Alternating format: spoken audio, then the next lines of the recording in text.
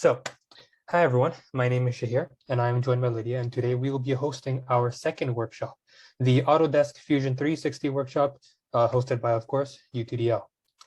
Like I said before I hand it off to Lydia, I just wanted to talk about UTDL, University of Toronto Design League, and what we have to offer. So UTDL hosts CAD-related workshops like the one that we're hosting right now throughout the year, and we feature some awesome prizes through some events such as your own very own 3D printer, some cash prizes, and many more. One mini event to keep an eye out for is our upcoming event this reading week. So be sure to look out for any media posts regarding that. And of course, we have our annual design-a-thon next February, which will be running for 48 hours, where you'll be able to potentially win some really, really good prizes there too. So in this workshop, Lydia will be going through, I guess, the intermediate aspects of Autodesk Fusion 360. And you can follow alongside her with an 8-sheet that I'll be posting in the chat. Also, as many of you might have heard, we will also be holding a raffle for any of the participants of this workshop. And I'll be sending a link to that in the chat as well shortly. So with that out of the way, I'd like to hand it off to Lydia, and I hope you all have fun. Thank you very much. So yes, once again, welcome to the intermediate workshop where we will be going over some of the more intermediate level functions and commands that you can perform in Fusion 360.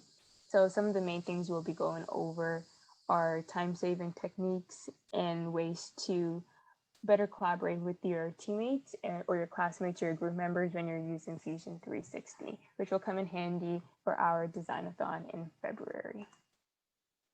So we'll start off with first downloading the software if you have not already downloaded Fusion 360. Then I'll go over the basic functions of Fusion 360 along with some of the more intermediate level commands that go along with it. And then after we go over this presentation, we'll actually apply it to a design project that we will work on. At any point, you can feel free to ask questions in the chat and I'll be more than happy to answer them. So feel free to ask any questions as we go along. So if you are a student here at the University of Toronto, you can actually download and use Fusion 360 for free. However, if you don't already have it downloaded on your computer and you would like to follow along with our design project so you can get some hands-on experience with using the software, I suggest that you just go ahead and download the free trial option and then convert your free trial into your student account. So I've put the link in the chat for the free trial, and it'll ask you some information like your phone number, your address. You don't have to put your actual information in there. You can just fill out the rest of it and then you'll be able to download it. It should take about 5 minutes to download. So I'll give you all a moment to click on the link and download it if you have not already. And in about a minute or so, I will continue on with the presentation. And it's okay if your software hasn't finished downloading yet or you're still in the process of filling out the information. You'll have time for the download to complete as I go over the basic functions and commands in Fusion 360.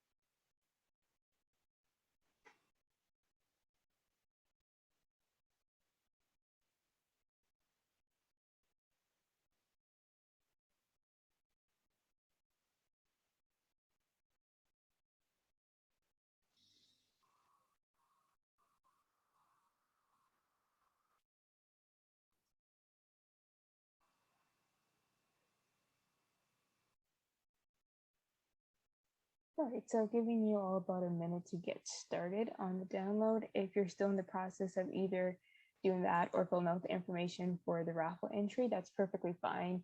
I'm just going to be going over some of the important things in Fusion 360, and your download should be ready by the time I'm finished. So let's just quickly go over the user interface again. If you've already used Fusion 360 before, I'm certain you are familiar with what I have here. But if you haven't used it in a while, just as a quick refresher, in the top left-hand corner, you have the place where you can change your workspace. And for the purpose of this workshop, we will just be sticking in the design workspace.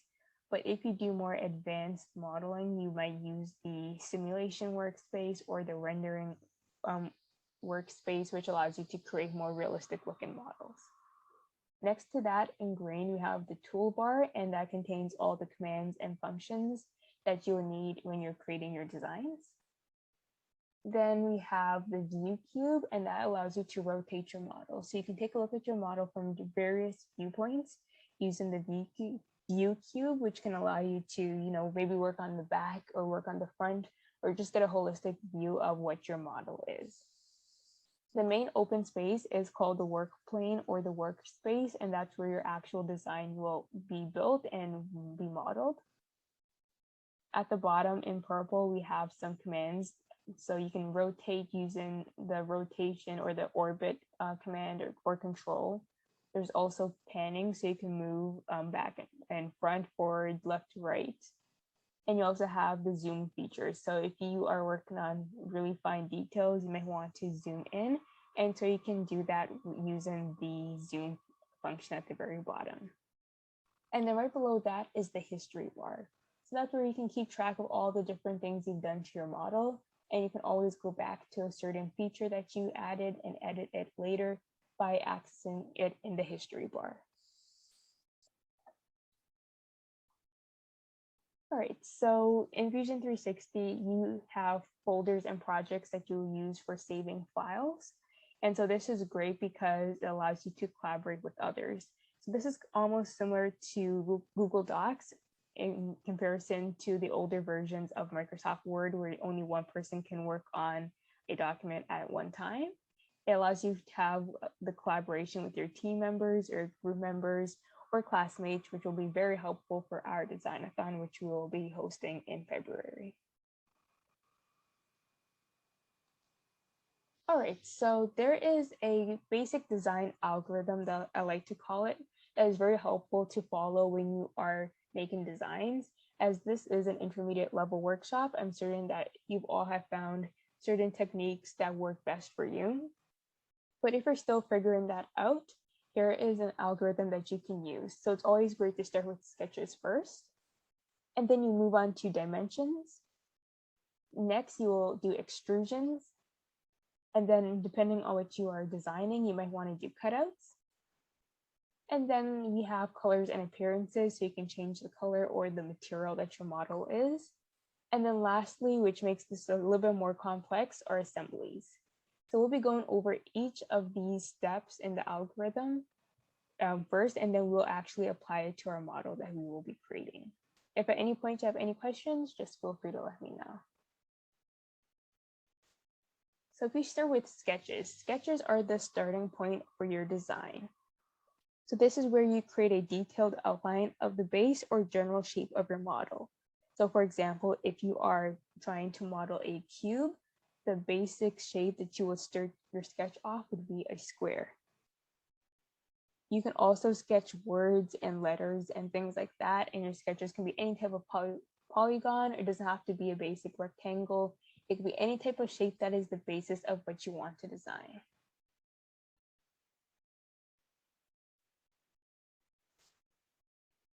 So here you can see in the image on the left the different shapes and options that you have when you want to sketch.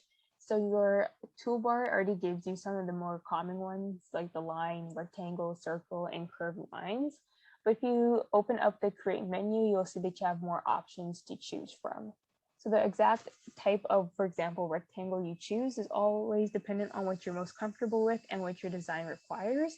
The great thing with 3D modeling and computer-aided design, especially with Fusion 360, is that you have the freedom to model things in a way that works best for you. So there's no one right way to do it. If you take a look on the right, you'll see that there's something called the sketch palette. So that's where you can choose the different types of lines. So the default option is a regular line. However, there's an option called construction lines. So these lines act like aids or assistants. So the lines will not be extruded, but they help with dimensioning regular lines and performing other functions like mirroring. And we'll get to that next. So mirroring allows you to duplicate a sketch or a body over a certain plane. So the duplication can only happen across an axis, which is why it's called mirroring, and allows you to easily duplicate your sketch so that you don't have to go back and create the same exact sketch again and redimension everything. So this is a great time-saving tip for when you're working on projects or you're creating a design, is that if it's possible to mirror something over a certain axis or over a certain line, I recommend that you do that. So it doesn't have to be the typical X, Y, or Z axes. You can also just use a construction line, draw it in such a way that it works for your model, and then you can mirror it across that line.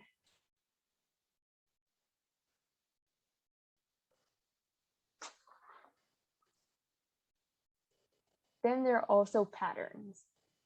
So patterns can also be used for sketches, and this is also another time-saving tip. So under the create menu, you can create patterns, which allows you to replicate a certain shape or body multiple times. So while mirroring only allowed you to do it once and over, or one duplication and over a certain plane, you can choose to duplicate a sketch 5 times, 6 times, as many times as you'd like. And it doesn't have to be across a plane. So you can do it in a straight line, you can do it up and down, you could do it in a circular pattern, or you could actually make it follow a unique path. So we'll be using this feature later on today. In the handout, I put links for patterns. So if you want to see more information on that, you can click on that link and it'll take you to the Autodesk website that will give you more information. And then the last more advanced technique in sketches are trimming.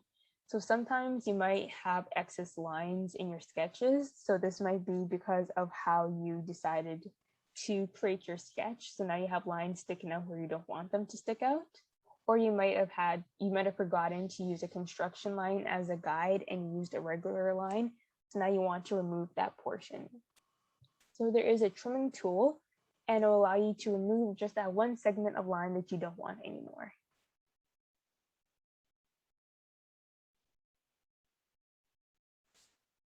All right, so the second step in the algorithm that we talked about earlier on were dimensions. So this is a command to ensure that your sketch is dimensionally accurate. There are multiple ways to do that, and you can also see that in the link that I've provided, but we'll go over the most common way to dimension your sketches later on. Next, we have extrusions. So extrusions allow you to create a body from a sketch, and there are many subparameters of extrusions. So you can determine the distance of the extrusion you'd like. If you want to create a sketch on an existing body or a body on top of an existing body, you can just create a new sketch, and then you can extrude from there. And you can see basically what an extrusion does in the animation on the screen. This is probably one of the most common functions and features you'll be using in Fusion 360. It is considered a pretty basic function that you'll use. However, the things that you can do with extrusions and the different options that you have are very advanced, so you can feel free to look through that menu as well. So here are some of the more advanced things that I was talking about. So you can do a regular extrude, which is the most common one, but there are also thin extrudes. So that allows you to extrude just a thin wall. And then there are different operations. So you see there's join, there's cut, and there's intersect. So we'll be using the cut on operation later on, and we'll see how that kind of ties into cutouts later. But these are just some of the different features and functions within extrusions that you can use in your designs.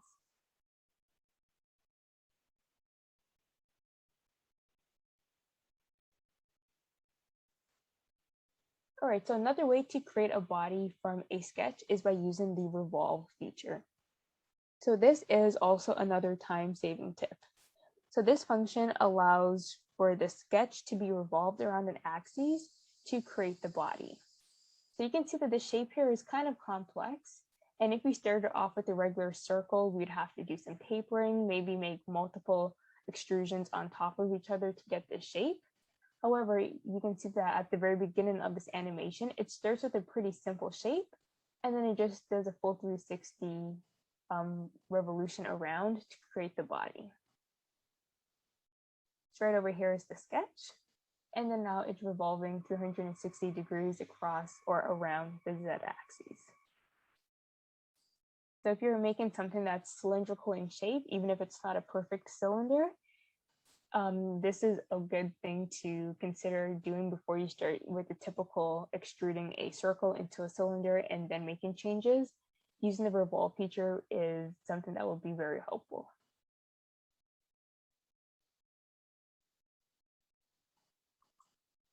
All right, so now we have cutouts, and I briefly mentioned this earlier on, but this does the opposite of what extrusions do. So it allows you to cut out parts of the body so that you can have some negative space in your model.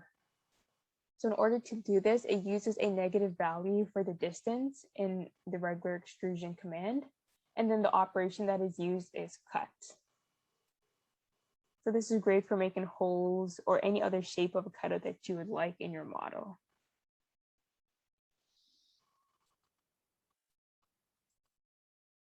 All right, and kind of going back to mirroring and patterns. So we talked about it briefly earlier about how we can use mirroring and patterns on sketches. So we could duplicate or make multiple copies of a sketch. But you can also do that for a body as well. So you can see in this model here, or this image here, there are two of these parts that were mirrored against each other. And so that's a significant time saver because instead of having to remodel, so resketch, do another extrusion, do more dimensioning to get the same part just across different axes, you can just easily mirror the part and it will duplicate it for you.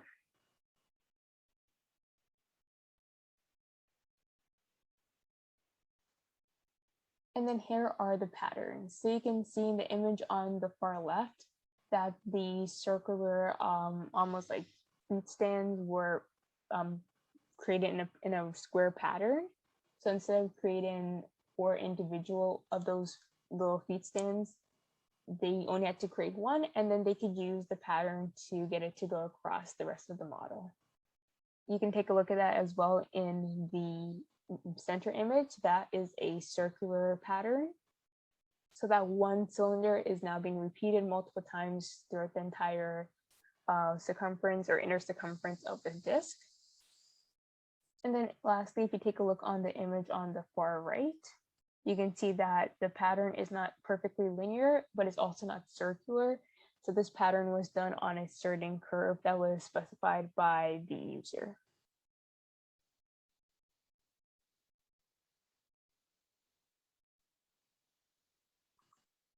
All right, and so the 5th step in the algorithm are colors and appearances. So this is the fun part of Fusion 360, being able to make your design unique. And so you can change the color, you can change the finish. So if you want a matte finish versus a glossy or shiny finish, you can do that there. And you can also choose the material that you'd like. So they have regular plastic material. They also have different stones you could choose from. They have wood grains you can choose from and different types of metals. And even within that, you can change the color as well.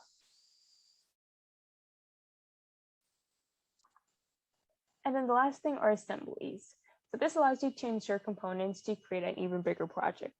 So let's say you're working on a design with multiple people and you delegate the work so certain people create certain parts.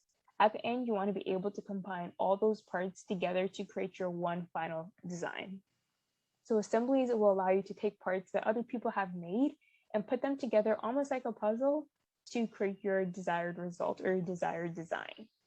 So we will be working with this today, and I'll show you the different ways that's done in Fusion 360 and the different types of assemblies you can put together.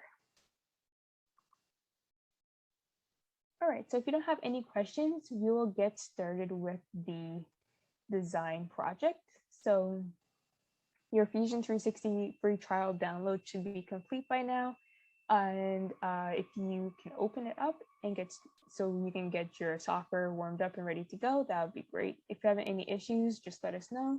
And we don't mind waiting a few more minutes so that you can get your software up and ready so you can follow along.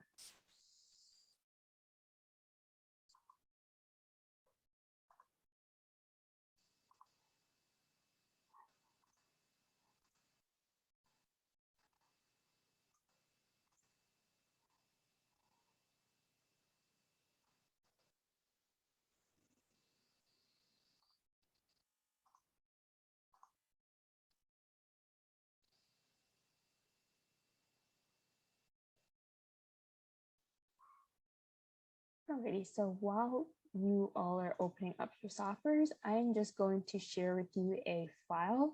And so this is going to be a Fusion 360 file that we'll be using later on, so we can work on assemblies. So you can just download that, and then we'll go over how to use a component that someone else designed so that you can get that practice as well.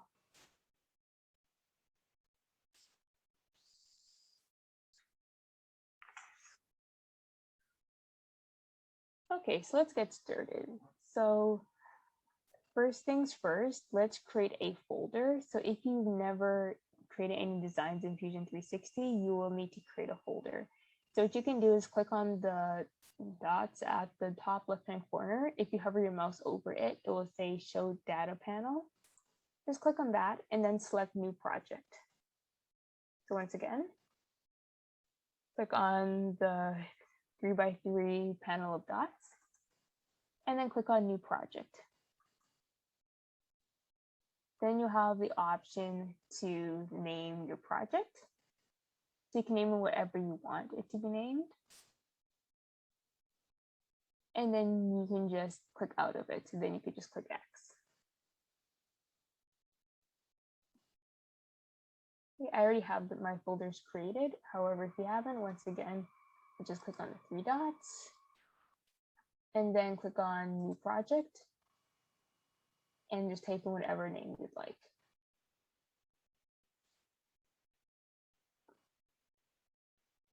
Alrighty, so let's get started with our design. So if you remember, our first step in our algorithm are sketches. So what we're going to do is create a sketch. We want to utilize, if you remember the model that I showed earlier, it's kind of cylindrical. So we want to mimic that cylindrical shape. But instead of using the regular circle and extruding, we want to take advantage of the revolve function because, as you mentioned before, it typically saves time and it's a neat way to quickly get your work done. The first thing we're going to do is go to our view cube and click on front because you want to sketch this on the front view. So once again, just click on front on your view cube. The next thing you're going to do is click on create sketch. So that will be closer to the far left-hand side. And if you hover your mouse over it, it will say create sketch. And the great thing with Fusion 360 is that if you're using something that you haven't used before, it gives you a pretty good description along with a visual of what exactly the function or the command does. So we'll click on create sketch, and then we'll click on the orange rectangle that appears on the screen. So once again, we were originally in this view. We clicked on the front, then we clicked on create sketch, and then we clicked on the orange square that's on our screen. So what we'll be doing is using the line tool. So that line tool is also on the far left-hand side. So all you have to do is click on that, and then you're going to place your cursor in the center or the origin. Click once, and what we're going to do first is start off with dragging our cursor to the right. Don't worry too much about the dimensions now because we'll go back and fix this later. So I'm going to drag my cursor to the right, click once, and you can see that the line tool is still selected, which is great because we're not done using it. Now I'm going to go upwards vertically Click again. Now I'm going to take my cursor and move it a little bit to the left, not all the way to the left, or not all the way to the y-axis, but just a little bit over. Click once again to secure it in place. I will move my cursor now slightly downwards, right before it reaches the line that we created before. Click again. Now I want to move my cursor all the way to the green line. Click. And then I want to connect it back to the origin.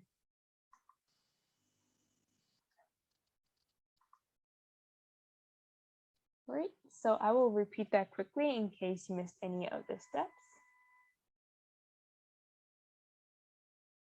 So we're using the line tool, starting at the origin, we're clicking once, dragging our cursor a little bit to the right, clicking again, drag upwards, click again, drag a little bit to the left, click again, drag it downwards, click to secure it in place.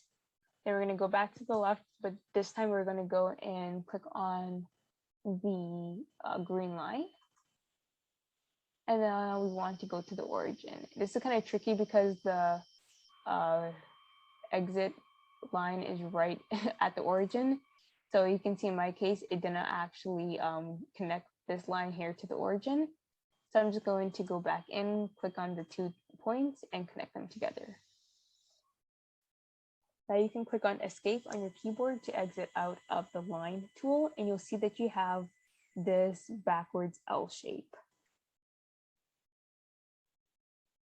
Now we want to dimension our line. So we're going to click on sketch dimension, which is the 6th icon in the create menu. And I'm certain many of you have done these dimensions before, but if you haven't, all you have to do is click once on the line that you want to dimension, drag your mouse out a little bit, and then type in the value. So click again and then type in the value. So the first dimension at the bottom, we're going to dimension that to be 40 millimeters. So all you have to do is type in 40 and then hit enter on your keyboard. Next, we're going to dimension the furthest right vertical line. And that's going to be 100 millimeters. If you're kind of out of the view of seeing your model, just click on pan and you can move your workspace around. And then don't forget to click on sketch dimension again. So the very top dimension, we are going to dimension that to be 15 millimeters.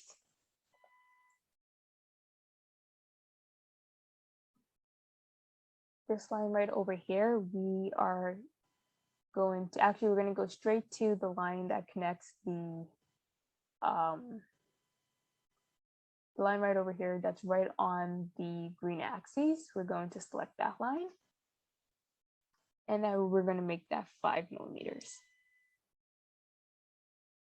So if you missed any of the values, you can take a look at my sketch and you can see the values that I created for my dimensions.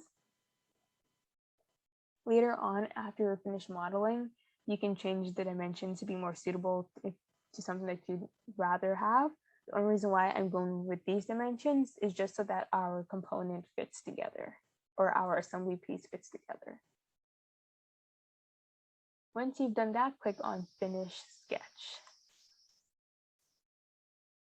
If you'd like me to go back to any of the steps, just feel free to ask me in the chat and I'll be more than happy to go back.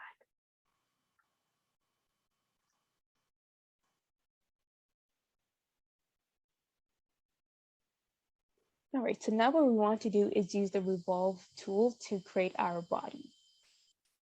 So what we will do is click on revolve. So that is right beside extrude, and extrude is right beside create sketch. So this is the 3rd icon in the create menu. We're going to select that, and then you want to select your sketch that you created. Your sketch has to be closed, so make sure that it is, if it's not fully closed, so for example, if there's a gap over here somewhere, then this will not work.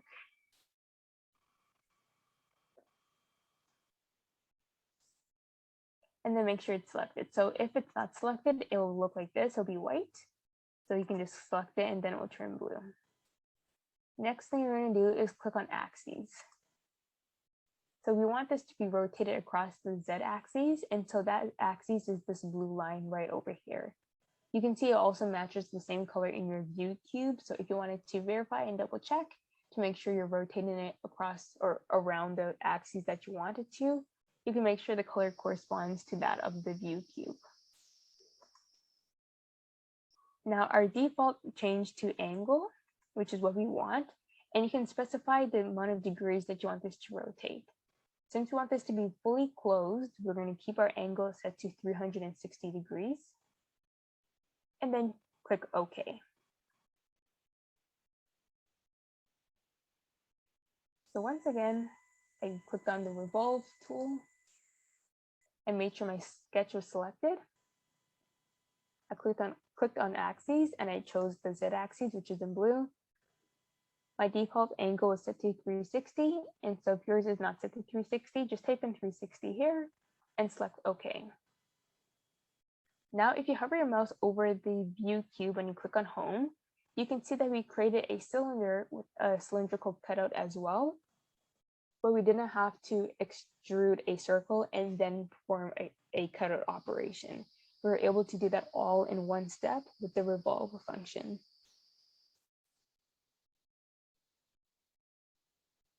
Now we are going to work on creating the holes that your pencils or pens can go into.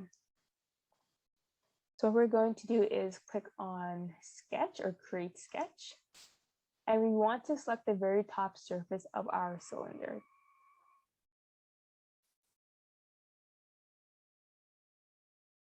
Right, so once again, click on create sketch and then click the very top surface. So I want to make sure that my first circle is centered with the y-axis. So what I'm going to do is click on line, and then I'm going to go over here to the sketch palette and click on construction. So construction is the first option beside line type. I don't want this line to be in the actual final extrusion, but I want to have something to guide me. So I've clicked on construction, and you know it's selected when it is highlighted in blue. So once again, line tool and then construction. So we're going to start at the origin, and then I'm just going to follow this green line and just select anywhere that, as long as it goes through the entire top half of the cylinder. And then I'm going to press escape. This is going to help me center my circles that I'm about to create now. So I'm going to use the center diameter circle, and that can be found in the create menu. It's the third icon. So I'm just going to click on that, and then I'm going to bring my cursor and make sure it's along this line, this construction line. This would have been a little bit more difficult to do if I didn't create the construction line. So this is just acting as a guide for me. Once I place my cursor where I want it to be, I'm going to click once. I'm going to drag the cursor out a little bit, and I want the diameter of this to be 8 millimeters. So I'm just going to type in 8 and then hit enter. One thing I did forget to do is deselect the construction line, so I'm just going to do that again. So because we created the circle with the construction line, we won't be able to actually extrude that. So we're going to make sure we deselect construction line, and then we will create our center diameter circle.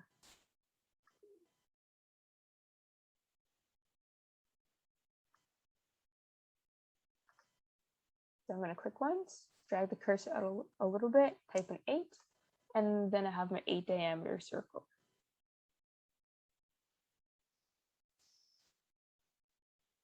So we want to create, well, you can make it however you want, but if you want to mimic the design I showed you at the very beginning, we want this pattern to go halfway around the cylinder. So you can choose how many instances you want, but making individual circles would take a long time. So what we want to do is use circular patterns. So what we'll do is click on create, and a drop-down menu will appear. So we're going to go almost all the way to the bottom where you'll see you have an option called circular pattern. So once again, I just click on the create and a drop-down menu appeared. And I'm going to choose a circular pattern.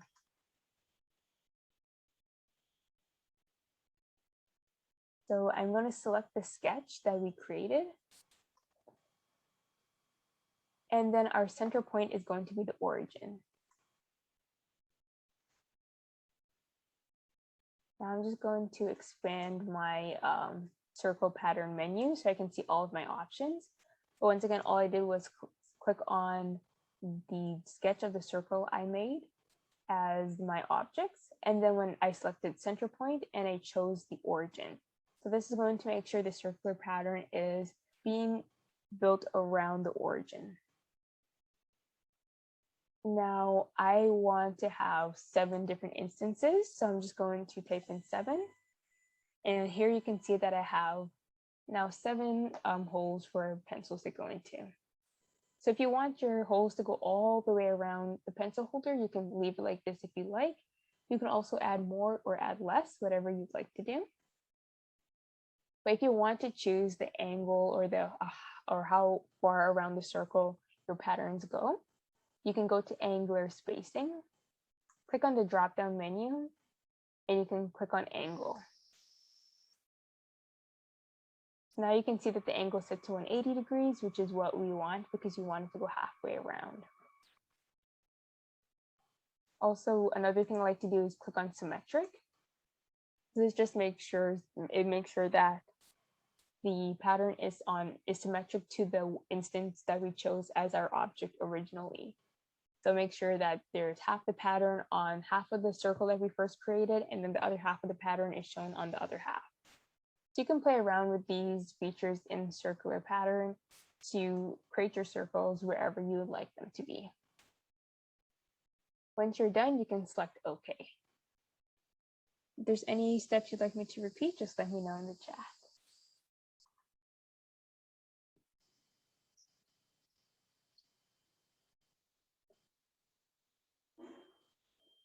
After you press OK, you can click on Finish Sketch, and I'll give you all a moment just to work on creating your circles in the pattern that you'd like.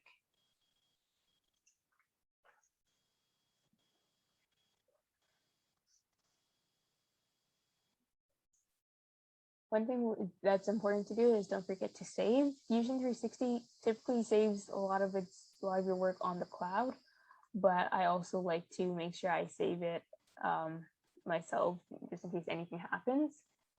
So you can call this design whatever you want to call it. I just went with pencil holder number 1. And then you could choose your location. So your location would be the project that you created either in the past or the one that you created at the beginning of this session.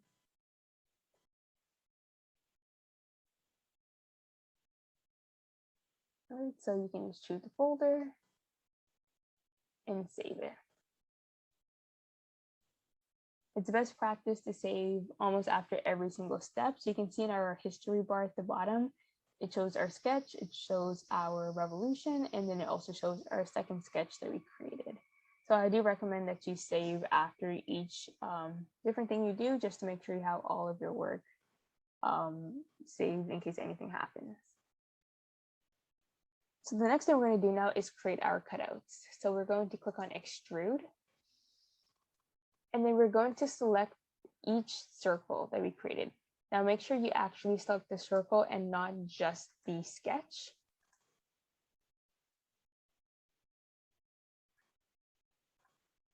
And so you don't have to hold shift or anything like that. You can just simply click on each one.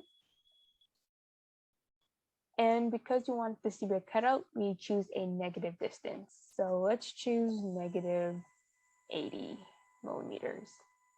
You can also just play around with the arrow too. And then you can see here that our operation changed to cut. Once you do that, just click on OK.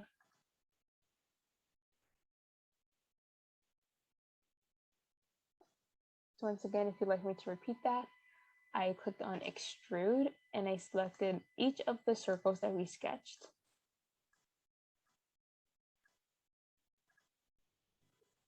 And then I changed the distance to a negative value so that Fusion 360 knows that I want to cut something out. And you can see that the operation automatically changed to cut as well. I then just clicked OK, and then you can save. In Fusion 360, you might be familiar with that when you save, it asks for a version description. So if you are working with multiple people, so for example, for our designathon, then it'll be helpful to put a more detailed description so that your team members know exactly what you're talking about. But if you're just working on something on your own, just a fun project, and you're not too concerned about it, you can just leave it as user saved and then click on OK. Okay, now it's time to add in our component. So what we'll first do is go to File. So File will be right beside the three dots or the 3x3 pattern or grid that we used to create our project earlier on. It'll be right beside that. So click on File, and it's also right beside the Save button as well. And then click on Open. So what I'm going to do is open up the component that I uploaded in the chat. So since you've all hopefully downloaded that, you can just go to Open from my computer and then select the component and click Open. And you can see that now that component opens up in a new tab in Fusion 360. So once again, we went to File, we clicked on Open, we chose Open from my computer, and then we just selected the file. And then it showed up in a new tab. So what you would do now, so for example, if one of your group members or your teammates sent you the file and you opened it like this, what you would need to do is save this to your folder. So this would be in the scenario where you're all not working on the same project or the same project folder. You're all doing your own parts independently and then coming together. So you need to make sure that you save it to your Fusion 360 account. Just click on Save, and you can choose where you save it. And you can also change the name if that's going to be helpful for you. And then let's go back over to our tab of the pencil holder. Now we want to insert this component. I'm just going to zoom out a little bit. So you can see here the third last icon in our toolbar is something that says Insert. So what we're going to do is click on that, and then you're going to go through your projects that you saved, the project that you saved your component in, and select it. All right.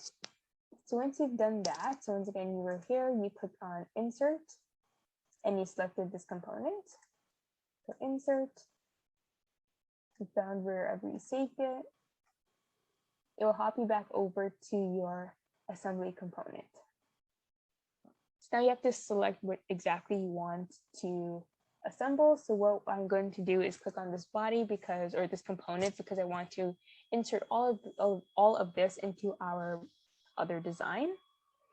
And you can choose if you want your objects to be placed at the origin or not.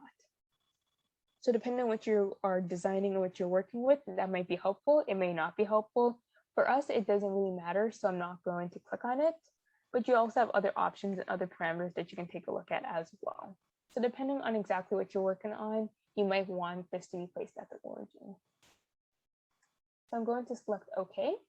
And now you can see it takes us back to our pencil holder, and the component is in there. So the thing is, we have two separate components, but they're not joined together. So I want them to be joined together.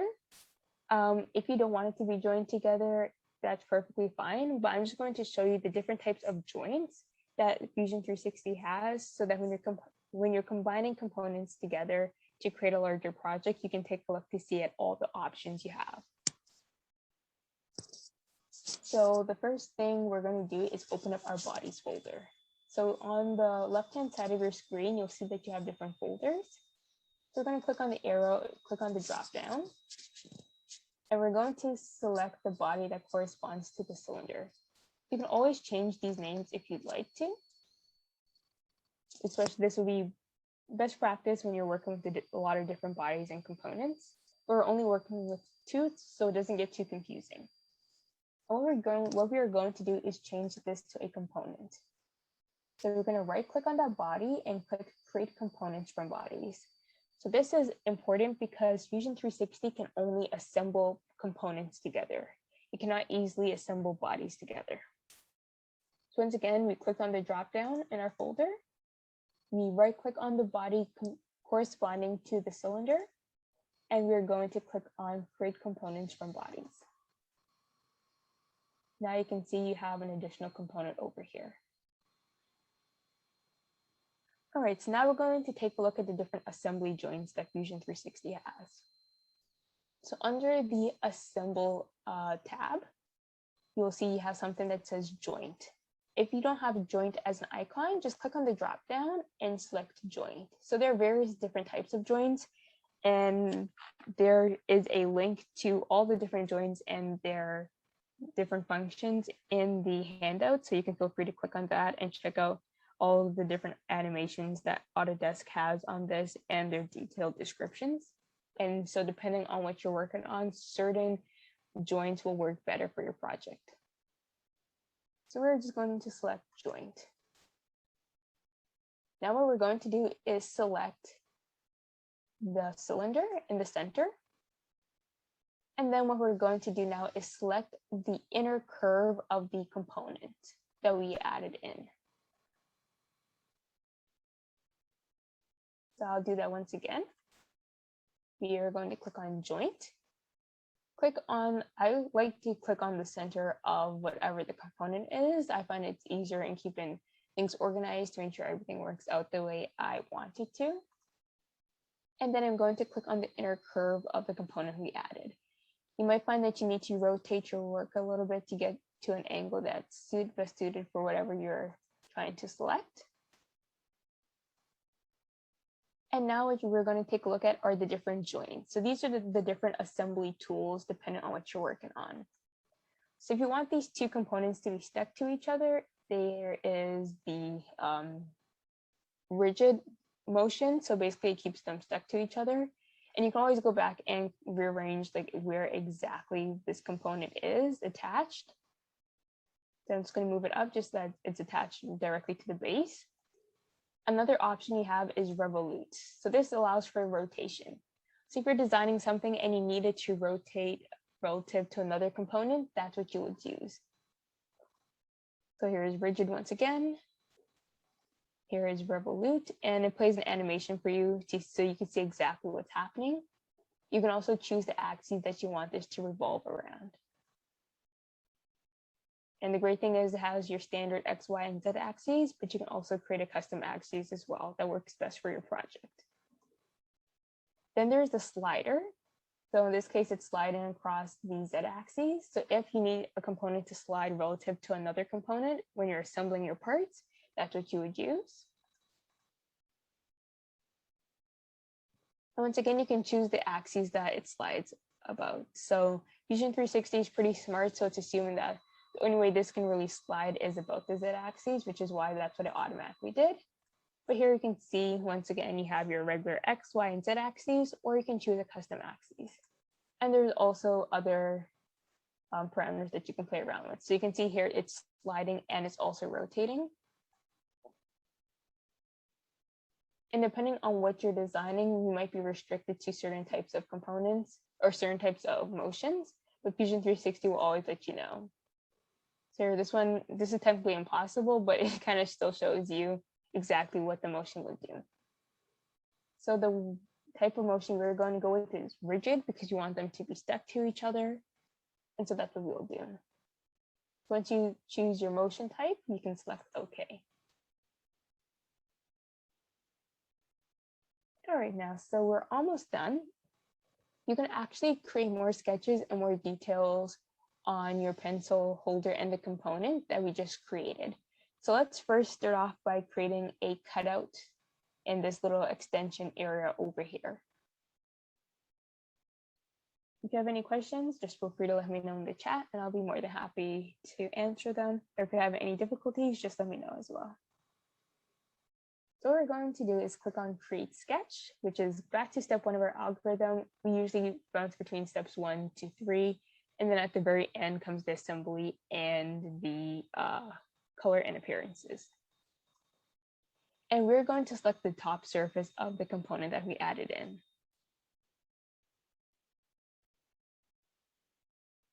Next, what we're going to do is, since I want this cutout to be rectangular, I'm just going to click on the 2-point rectangle. And then I'm going to click anywhere.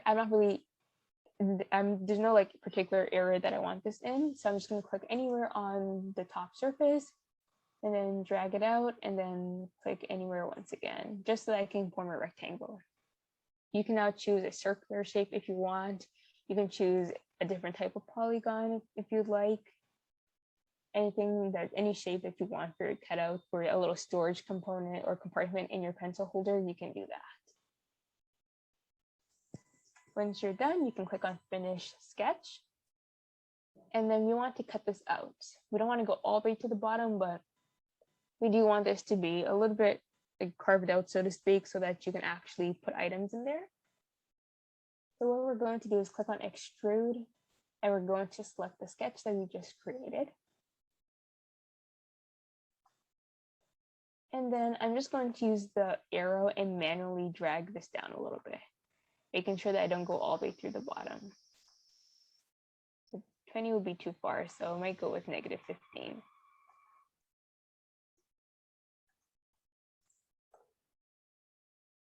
You can see that my operation automatically changed to cut. And then once I'm done, I'm going to press OK. So I kind of went through this step a little bit quickly because it is a more basic step, but just as a recap, I went to Create Sketch. I selected the top surface of the added component. I then created a rectangle on top of there because that was the shape I wanted for my little compartment to hold extra items. And then I clicked on Finish Sketch. I selected Extrude. I typed in a negative value and I changed the operation to cut so that I can create a cutout from this. I'm going to press OK. And you can see now I have a little cutout area. If you want, you can actually maybe put your name at the very top portion instead of a cutout, or you can put your name on the side over here. So in order to do that, you can click on Create Sketch. You can select the front face of the component that we added in. And then in your Create menu, we're going to click on that so you can get our drop-down menu and select Text. I'm going to draw a text box on that surface or that face, and then you can put in anything you want. You can change the font type as well. You can choose to center your work for your text if it's not already centered to your liking. Play around with the type of text you have. And then click on OK. So once again, this was found in our Create drop-down menu.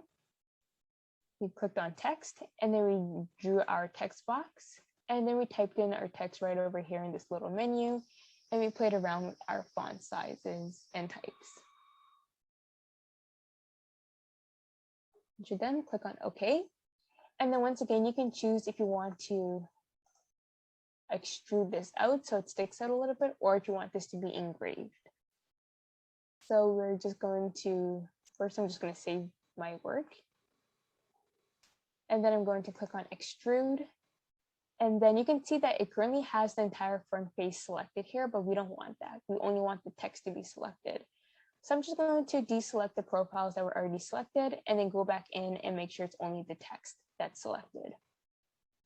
If you want this to stick out a little bit, you can choose a positive value. I think 2 millimeters is a pretty good distance.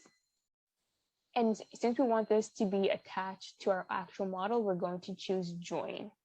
If we chose New Body, it would not be considered to be attached to this component, but because we want it to be considered attached to this component, we're going to keep the operation at Join.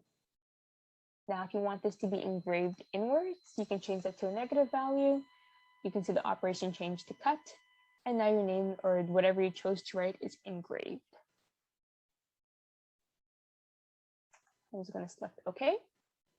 And then now we can move on to the last step in our algorithm, which is our appearance and our design, or our appearance and our colors. You could have done the appearances of your components separately and then combine them together, and then you wouldn't have to do it at the end, but it doesn't really matter which order you decide to do it in. So in order to access our appearances, we're going to click on Modify. And then the drop-down menu will appear, and near the bottom, there's something called Appearance. So currently I have like this bamboo wood, but if you want to change the look of this to something that's more appealing to you, you can feel free to go through the folders here to choose whatever you want. So you have different glass, you have different metals. There are also plastics that you can choose, which is great if you want to have like a really nice color, and plastics are a good way to guarantee that it's true to the color that you want it to be. There's stone, and there's also wood grains. So you can just select whatever you want and drag it over, and you can play around with that to get whatever appearances that you desire. If you want to change the color, you can right click, go to edit, and then because this is not a plastic, I can't make this a big red oak because that is a separate type of wood, but you can change the way it appears. So in this case, how reflective it is and how rough it is. If you choose a plastic, you have more leeway to choose like how shiny the plastic is and the exact color that you want for it. And then once you're done, you can save it one last time.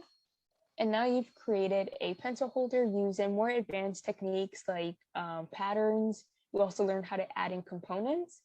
The key thing to remember is that when you're working with components is to make sure that what you've modeled is also a component, and that will require you to go into your bodies, to right click and change the body into a component. You might be wondering why we did not do that for the body that we added in. And that is because over here, it was already created into a component before we downloaded it. So the model that we got or that I uploaded in the document or in the chat was already a component. So I did not have to convert that. All right, so if you have any questions, feel free to let me know. If not, I'll pass it back on over to Shahir.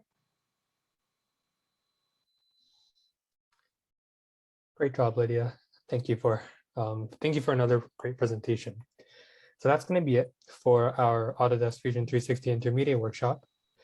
Thank you all for participating and listening, and hopefully participating alongside Lydia. Regarding our future workshops, we won't have a workshop next week, but in the next 2 weeks, we'll be starting our ANSYS series, starting with ANSYS Space Claim, and then the following after that, we will be having ANSYS simulations. So if you've never done simulations before, or would just like to learn a bit of basics about how to do a simulation, then feel free to drop by ANSYS simulations, where you can get started with the basics. After our ANSYS workshop series, we'll be having our second mini event, which will be in collaboration with the Applied Architectural and Landscape and Design team at U of T. That's going to be taking place throughout Reading Week, so be sure to keep an eye out on our media pages for any announcements regarding that. And of course, once again, we have our Design-a-thon next February, which I hope to see you all there.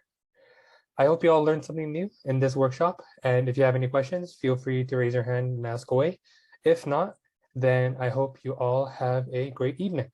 Thank you so much for participating. Enjoy it.